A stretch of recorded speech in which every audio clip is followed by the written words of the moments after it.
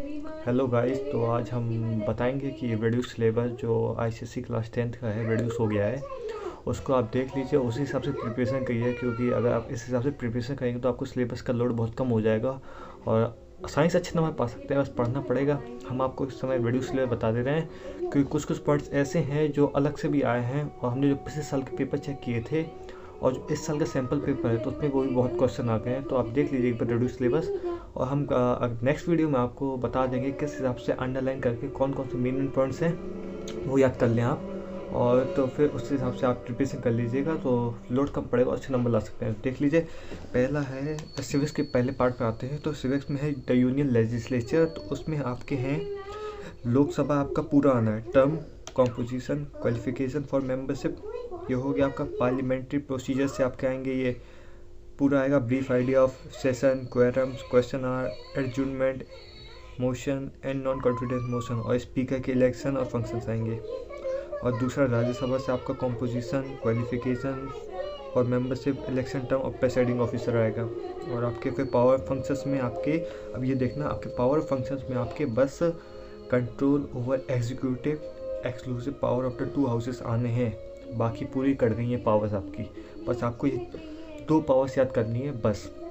अब आइए the union executive में। अब इसमें है द प्रेसिडेंट आना है आपका, प्रेसिडेंट के qualification for elections, composition of electoral college, reasons for indirect election, terms of office, procedure for impeachment.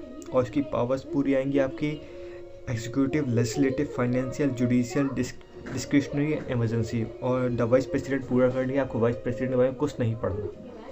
और चलिए उसका प्राइम मिनिस्टर और काउंसिल ऑफ मिनिस्टर्स में आते हैं। तो उसमें आपके अपॉइंटमेंट पढ़ना है, फॉर्मेशन ऑफ काउंसिल मिनिस्टर पढ़ना है और उसका टेन्योर पढ़ना है। और आपको position and power of the prime minister पढ़नी है, अंडरलाइन करते जाइएगा। Collection and individual responsibility of the member of cabinet पढ़ना है आपको। बस आपको इतना पढ़ना है इसमें, और डिस्टिंक्शन भी पढ़ना है, दोनों के डिफरेंस पढ़ना है, काउंसिल ऑफ मिनिस्टर और कैबिनेट के। बाकी पूरा कर गया और कुछ नहीं है इसमें। जुडिशरी में आपका सिर्फ सुप्रीम कोर्ट आएगा और ना हाई कोर्ट आना है, ना सबऑर्डिनेट कोर्ट आना है, ना लोक अदालत आना। और सुप्रीम कोर्ट में भी कुछ पॉइंट हैं जो बस वही आएंगे, वो देख लीजिए। कंपोजिशन आएगा आपका सुप्रीम कोर्ट में, क्वालिफिकेशन ऑफ जजेस, अपॉइंटमेंट आएगा, और आपकी जुरिडिक्शन आएगी, जुरिडिक्शन फंक्शन आएंगे आपके पूरे, बस और कुछ नहीं आना। और चलिए सेक्शन बी हिस्ट्री में आ जाए, उसमें आपको क्या क्या करना है।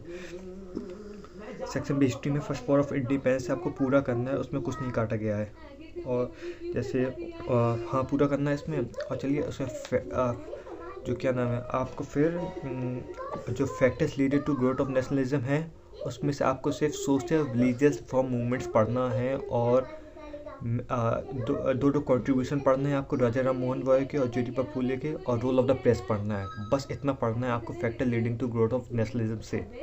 और फाउंडेशन ऑफ इंडियन कांग्रेस का जो पार्ट है उसमें से आपको पूरा पढ़ना है, उसमें आपका Indian national association and Indian east association, immediate objectives of the Indian national Congress, the first 2 sessions and the president should be mentioned. बस पहले 2 सेशंस पढ़ने हैं उनके आपको।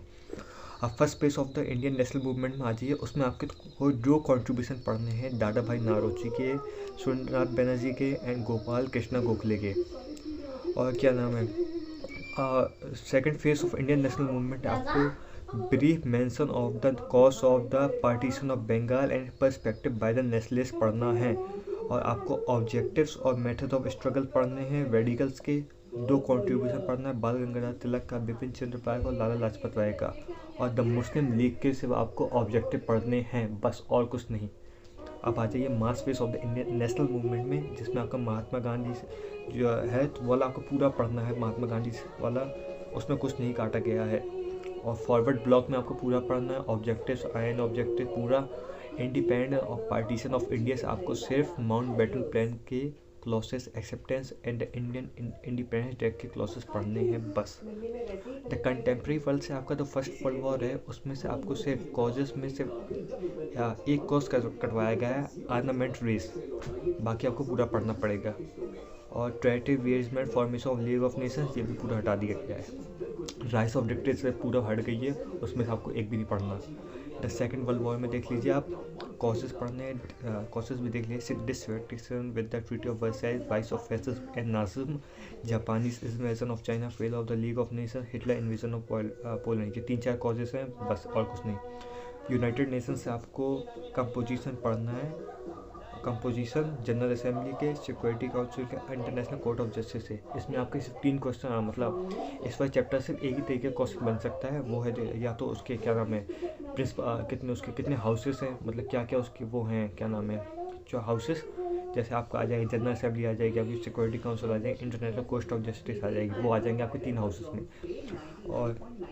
और इनके क्या फंक्शंस पूरे कटवा दी गए हैं आपको। का कंपोजिशन भी नहीं पढ़ना, इनफैक्ट कंपोजिशन भी आपको नहीं पढ़ना पड़ेगा, ऑब्जेक्टिव पढ़ना पड़ेगा यूएन के। Major agencies of United Nations में आपको सिर्फ 3 एजेंसीज के सिर्फ नाम और फॉर्म याद करने हैं। वो 3 एजेंसीज ये हैं, यूनेस्को, हू और यूनेस्को।